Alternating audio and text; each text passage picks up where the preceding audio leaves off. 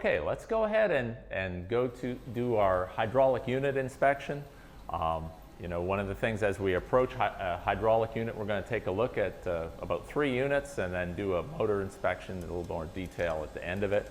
We're looking at hydraulics, important is to keep it clean and keep it cool. So as we approach, we're looking at the cleanliness of the hydraulic unit itself. We're looking at the tank. You can see here there's quite a bit of dust and contamination on here, and we're looking at the oil level in the tank, the level gauge. We should be able to read it easily. We're not able to read it quite as easily as we would like. So there's a few things with this hydraulic unit. We're looking for leaks. We're looking at the hoses that they don't want to see any rubs. We don't want to see them bent too tight here. Pressure gauge needs to be cleaned off so that we can read what the system pressure is. This hydraulic system could benefit from a good thorough wipe down. You don't want to blow it off, you want to wipe it all down. Not the best breather on the hydraulic system. Most hydraulic systems very sensitive to contamination. So we'd like to see a good breather with maybe desiccant. Here's the filter. Again, we can read the delta P across that filter, see whether we need to change it. Nice to have if the filter, if it's a spin-on, marked with the date of installation or a tag that tells us when the last time it's been changed. Again, condition of the hoses, cleanliness of the motor. We'll lay our hand on the motor itself to check for the heat and vibration. Here again, we're cleaning the sight glass for the oil level, and it's still difficult to read. So this sight glass ideally should be cleaned up on a maintenance day so that it'll make it easier for us to get a good visual and a good reading on it without getting a false sense of security that we've got oil in it. Again, using our hand, feeling for heat and vibration. Should be able to hold our hand on it for 3 seconds. Inboard bearing, outboard bearing, stator. Okay, and now moving down and feeling the temperature of the oil in the tank as well. Should be able to hold our hand on it, ideally less than 140 degrees Fahrenheit. Lay our hand on the pump, feel for any untoward vibrations, any excess heat. As we're doing this, we're looking for any signs of drips. Hydraulic system should not leak. Okay, feel and just keep moving around the machine, looking for anything that's out of the ordinary. Again, this one could benefit from a good wipe down. Here we go to another hydraulic system. This one has been wiped down. It's a little bit cleaner. We'll look at the condition of the motor junction box, the conduit. You can see this hydraulic system isn't bolted down right now. It's just sitting there on the base.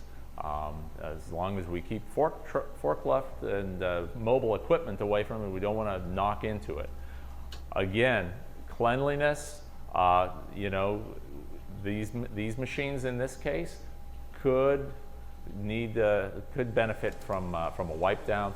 That breather cap right there is the chrome ones don't do a great job of keeping contaminants out of the oil. It wouldn't surprise me if we had some contamination in there.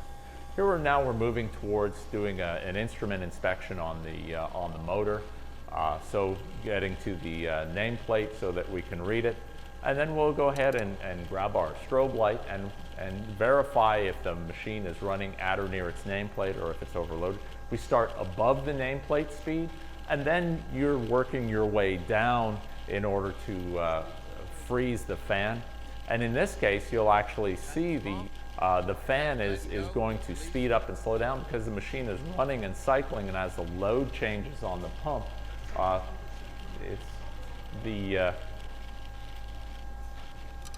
as the load changes on the pump, the motor speed is changing, and we just want to ensure that the motor speed, lowest motor speed, is still above or right at the nameplate speed to ensure that we're not in an overload.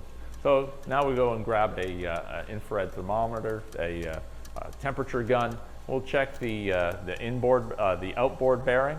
Right now we're shooting at the center of the motor. We're shooting the stator. Okay, that will usually be the highest temperature.